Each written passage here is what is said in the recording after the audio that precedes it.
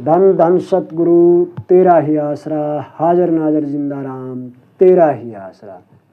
भाई सभी दर्शक बहन भाइयों को वीरेंद्र मिलक लाखू बुआना की तरफ से हाथ जोड़कर सभी साथ संगत को धन धन सतगुरु तेरा ही आसरा। एक ये बाणी है कबीर साहब की, बड़ी प्यारी बाणी है।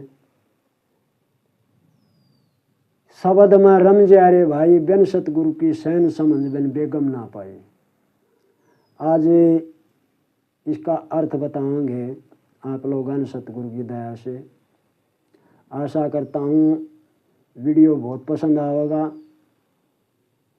तो वीडियो को लाइक करें, शेयर करें, और जो नए भाई आए वो चैनल को सब्सक्राइब करें। धन धन सतगुरु तेरा ही आसरा।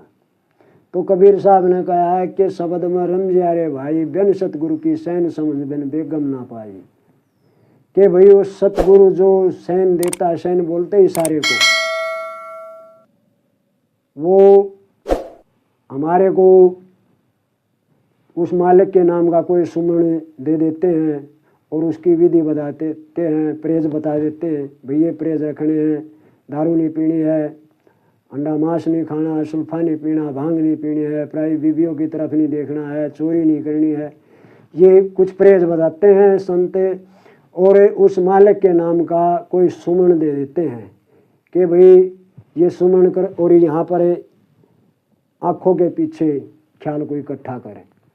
वो इशारा देते हैं, लेकिन उसके इशारे को कोई बिरला ही समझता है। तो उन्होंने पहले कली में कहा कि पहले साधो हम जन्मिया, पाछा बड़ा भाई, हेर फेर के पिता जन्मिया, फिर बूढ़ी माई। पहले ये जीव जन्म लेता है, बाद में इसके मन इसके साथ लगता है। मन में होता है जो हमारे ख्याल हैं, इनका इकट्ठ जो ख्यालों का भंडार है वही मन है। जीव पहले जन्म लेता है, मन उसके बाद में लगता है। ये मन जो है ये बड़ा भाई है। अहंकार इस जीव का पिता बोला है, और ममता जो है वो बूढ़ी माई बोला है। दूसरी कली में कहा कि पहले साधो दही जमाई, पाछे गैया ब्याई, और गऊ के पेट में चूंगा बाछड़ा, रतन बेच घर आई, शब्द में रम जारे भाई। शील और संतोष नामक ये दही बताई, और जो धीरज रूपी है वो गैया है, धीरज की गैया बताई। और जो गुरु का शब्द है, जो गुरु सुमन देता है, वो उसका बाछड़ा बताया है। और रतन, रतन जो है वो पाप को बोला है, क्योंकि ये मन जो है ये छोटा काल है, और मन का काम जीव को भरमाना और भटकाना, इससे पाप करवाने हैं। तो ये उस काल निरंजन का रतन है पाप, क्योंकि इसके अंदर जीव फंसाता है वो। इसलिए पाप को त्याग कर फिर उस मालिक की तरफ जाया जाता है। तीसरी कली में बताया है कि कीड़ी चाली सांस रहे, और 9 मन सुरमाशा ही, हाथी घोड़े लिए बगल में, ऊंट लटकता जाए। ये कीड़ी जो है वो सुरत की बनाई है, और जो सुरमाशाई है वो सतरूपी सुरमाशाई बोला है। और काम और क्रोध, इनको जब वो अपनी काबू में आत्मा कर लेती है, जो सुमन के द्वारा आते, वैसे नहीं आ सकते ये किसी के। और जो ऊंट है वो लोभ रूपी बोला है, वो लोभ, क्योंकि सुमन से ये 5 चोर भागते हैं, काम क्रोध लोभ मोह अहंकार। वैसे इनको कोई जीत नहीं सकता, और ना कोई इनको मार सकता। ये मरते नहीं, क्योंकि ये माया से निकले हैं। कबीर साहब ने कहा कि माया मरी ना मन मरे, मर मर गए शरीर, आशा तृष्णा नहीं मरी, कह गए दास कबीर। ये सब माया के ही फंदे हैं, इनकी वृत्ति बदल जाए।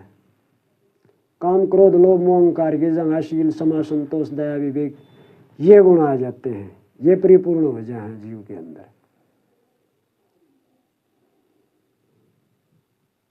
तो सूरत जो है वो कीड़ी बोला है, और सतरूपी जो है सत जो है वो सुरमा श्याही बोला है, और काम क्रोध ये हाथी बोले गए हैं, और जो ऊँट है वो लोभ रूपी है। फिर चौथी कली में कहा उन्होंने कि अंडा था जब बोलिया करता, बच्चा बोलिया नहीं, और कह कबीर सुनो भाई साधो, यू मूर्ख समझे नहीं।